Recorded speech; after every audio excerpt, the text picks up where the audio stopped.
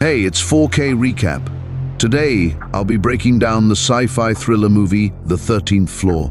Just a heads up, there are spoilers ahead, so be prepared. The movie begins in a room in the Wilshire Grand Hotel in Los Angeles. It is 1937, and Hannon Fuller, a billionaire businessman, composes a letter for one of his employees. In it, he confesses that he has made a dangerous discovery that'll most likely get him assassinated. He then enters the hotel's ballroom and gives the letter to a bartender, Ashton. The old man explains that a guy named Douglas Hall will come looking for the letter. But as Fuller takes a cab home, the bartender unseals the letter and reads its contents. Meanwhile, the billionaire reaches home and heads straight to bed. Just as he lays down with his wife, he suddenly wakes up in a laboratory in 1999 Los Angeles. It is revealed that the 1937 version of the city, as well as the people living in it, are simply a virtual simulation. They are artificially programmed by Fuller multi-billion-dollar company, which has developed a cutting-edge virtual reality simulator. Fuller then goes to a nearby bar where he orders a martini. Shortly afterward, he excuses himself and goes to a payphone which is kept in one corner of the bar. He then leaves a message for Douglas on the answering machine, but his call is interrupted by a mysterious figure whose face is concealed behind the bar's back door. Nonetheless, Fuller readily goes with the strange man, and it seems that he trusts him. The scene then shifts to a dark alley, where Fuller is about to reveal his discovery to the mystery man. But before he can do so, the stranger whips out a knife and stabs him, killing him on the spot. The following morning, Fuller's protege and computer engineer, Douglas Hall, wakes up in his apartment. He switches on his answering machine and simultaneously goes to the washroom. To his horror, he finds a bloodied shirt dumped in his trash can. A recorded message from Detective McBain of LAPD then urges him to visit Fuller's office. In the next scene, Douglas enters the office where he identifies the billionaire's dead body. After that, the detective questions him about what project the company was involved with, but Douglas says it is classified information that he doesn't want to reveal. The two then walk to Fuller's office where they meet a woman named Jane. She introduces herself as the billionaire's estranged daughter. This surprises Douglas, as Fuller had never mentioned about having a daughter. While the detective takes her aside for questioning, Douglas visits the 13th floor of the building. There, one of the programmers, Whitney, is grieving the loss of their boss. It is revealed that the company is currently working on building a VR simulation of 1937 Los Angeles. Whitney says that Fuller had been repeatedly entering their simulation, though they were months away from the first trial. Suspicious about the chain of events, Douglas asks his fellow employee if he knew that their boss had a daughter named Jane. But Whitney responds that he had no idea about it. Douglas then goes to the window and watches Jane leaving in a cab. He is sure there is something fishy with the woman and decides to pursue her without letting anyone know.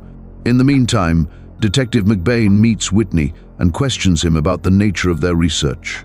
The latter reveals that their virtual reality is filled with simulated humans who are unaware that they are computer programs. The reason they chose to simulate 1937 Los Angeles was because Fuller wanted to relive his younger days. Meanwhile, Douglas manages to find Jane at a nearby hotel and stops her in the lobby. He then asks her about her last conversation with Fuller. She reveals that her father asked her to come to the US from France and help him with the shutdown of the new VR system. This once again surprises Douglas, as the billionaire had never mentioned wanting to stop their project. In the next scene, Jane meets with her lawyer to discuss the company's future. To her surprise, he reveals that Fuller had made a last-minute change to his will and named Douglas Hall as his heir to the company. On the other hand, Douglas also gets this news through McBain and is equally puzzled. The detective warns him not to leave the town, as he is now a suspect in this case. That night, Douglas finds a message from Fuller on his answering machine that he had missed earlier. In it, the billionaire reveals that he has left a message for him in the 1937 Los Angeles simulation. This intrigues Douglas, so he goes back to the office and plans to enter the virtual reality world. Whitney is against the idea, but after a lot of insistence, he reluctantly agrees and sets the timer for 120 minutes. Douglas then lays down in a chamber and soon enters the consciousness of a bank clerk named John Ferguson. Shocked by the sudden change, he goes to the restroom to find his bearings. He then recalls Whitney's information that Fuller used to teleport into the consciousness of an antique shop owner named Grierson who lives in Pasadena. Thus, he heads outside, grabs a cab, and heads at the spot. Upon reaching, Douglas comes across the owner of the shop who looks just like Fuller. Although the old man feels like he has seen Douglas before, he doesn't exactly recognize him. After all, this shop owner is a simulation created using the VR technology. Next, Douglas travels to the Wilshire Grand Hotel as per the information given by Whitney. There, he comes across Ashton, a simulated bartender. Douglas asks him if Fuller had left any message or letter for him, but Ashton, who had actually read the letter, says he has no idea about it. In the meantime, Douglas's time in the virtual reality starts to run out. So, he rushes to the restroom where his simulated body has a seizure and he wakes up back in his office. That evening, Douglas meets up with Jane in a hotel ballroom. He reveals that the billionaire had tried to contact him right before his death. But no matter how hard he tries, Douglas cannot remember if he talked to Fuller on that fateful day. He is beginning to suspect that he might have killed the old man, and somehow the memory got erased from his brain. In response, Jane suggests he tell the police about this and distance himself from the VR machine.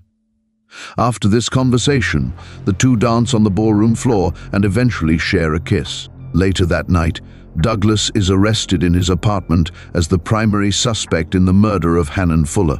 Detective McBain reveals that his car was seen in the security footage of the bar where the crime happened.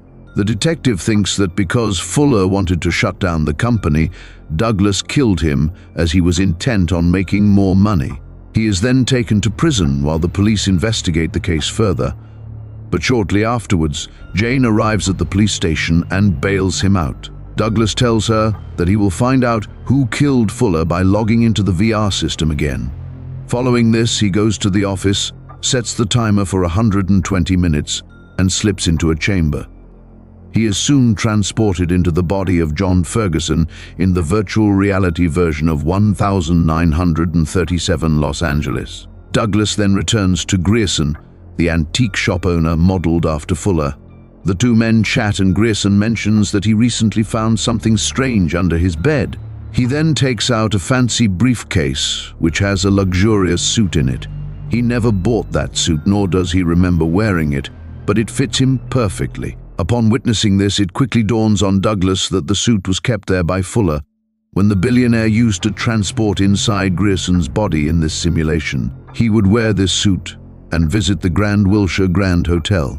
Following this, the two go to the hotel where the staff greets Grierson as Fuller.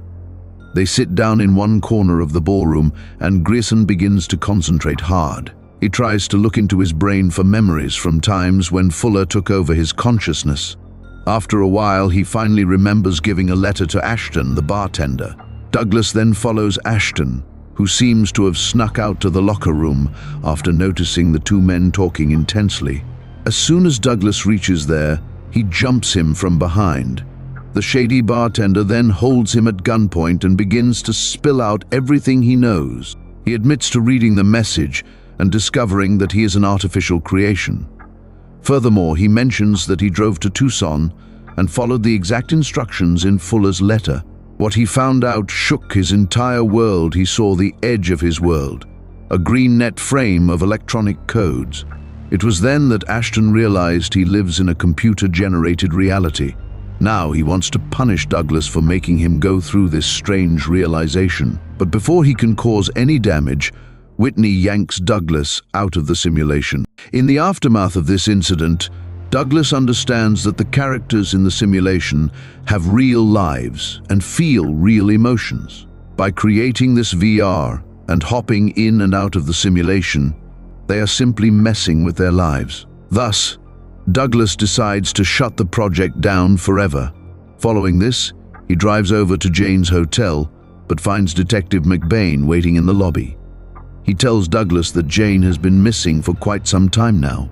He claims that according to his research, Fuller doesn't have a daughter, and that there's no woman named Jane Fuller in the US or France. Later, Douglas finds the cab driver who took Jane to the hotel a few days ago. He pays the driver to divulge information about her whereabouts. Turns out she used the same cab to go to a nearby neighborhood. So, he tracks her down and shockingly discovers that her real name is Natasha Molinaro, and she works as a grocery store clerk. Douglas then goes to the store, but Molinaro does not recognize him clearly. She says she has a vague sense of déjà vu and feels like she has seen him somewhere. Douglas, who was beginning to fall in love with Jane, now realizes that she doesn't exist in his reality. Jane is simply someone who teleports into the body of Molinaro, just like he teleports into the body of John Ferguson. This raises a question in his mind. Is the world that he lives in a reality, or simply another generated simulation? To get his answers, Douglas gets in his car and takes the exact route that Ashton had taken on suggestion of Fuller's letter. After driving for several hours, he discovers a point beyond which his world becomes a crude wireframe model.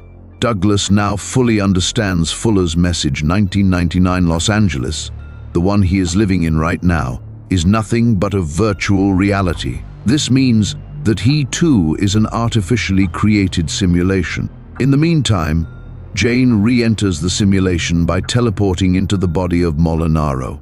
She then calls Douglas and asks him to come to Fuller's office, promising to explain everything. After they meet, Jane finally reveals the truth. His world is one of thousands of virtual worlds, but it is the only one in which one of the occupants has developed a virtual world of their own. Jane further reveals that she lives in the real world outside the 1990s simulated Los Angeles. After Fuller's death, she entered the virtual version to assume the guise of his daughter. She wanted to gain control of the company and shut down the simulated 1937 reality. But her plan was foiled when Douglas was made the company's heir. The virtual Douglas is modeled after Jane's real-world husband, David, but she admits to falling in love with Douglas despite him being just a simulation. Jane further reveals that David was the one who murdered Fuller using Douglas's body. She claims that her husband was a decent man when they got married. But as time passed by, something happened to him, and he began to use the simulation as his own personal playground, where he started killing people for fun. After pouring her heart out, Jane takes Douglas to bed, and the duo gets intimate. Later that night, a jealous David re-enters Douglas's body and attempts to choke Jane, but she manages to grab a nearby lamp and hits him on the head. She then manages to escape in an elevator and quickly reaches the ground floor. However, her luck runs out as the main door to the building is locked shut. Soon enough, David also arrives on the ground floor and makes his way towards her with malicious intent. Fortunately, before he can take action, Detective McBain arrives at the scene and shoots him dead. Jane asks what took him so long, since she knew David was going to plug in. It is then revealed that she planned her husband's death in Douglas's body so as to trap his consciousness in this simulation. This allows Douglas's artificial consciousness to take control of David's body in the real world. In the final scene, Douglas wakes in 2024 in David's bedroom, connected to a VR system. He disconnects the headgear and walks outside where the real Jane is waiting for him. She then takes him outside where he sees a futuristic Los Angeles and her father, the real Hannon Fuller. Thanks for watching. Don't forget to subscribe for more videos like this, hit the notification bell, and give it a thumbs up to support the channel.